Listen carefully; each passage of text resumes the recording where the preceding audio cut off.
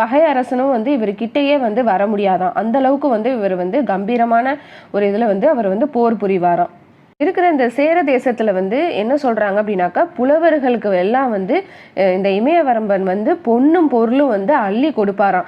யானை இருக்கிற காடா இருந்தாலும் கூட பரவாயில்ல அப்படின்னு சொல்லி இந்த சேர தேசத்தை வந்து எப்படியாவது நம்ம வந்துடணும், அதை வந்து நம்ம சேர்ந்துடணும் அப்படின்னு சொல்லி புலவர்கள் எல்லாம் வந்து நினைப்பாங்களாம். பெண் புலவர்களுக்கு எல்லாமே வந்து அணிகலன்கள் கொடுக்குற அளவுக்கு வந்து அந்த அளவுக்கு கொடைவள்ளலா வந்து இருந்திருக்கிறாரு.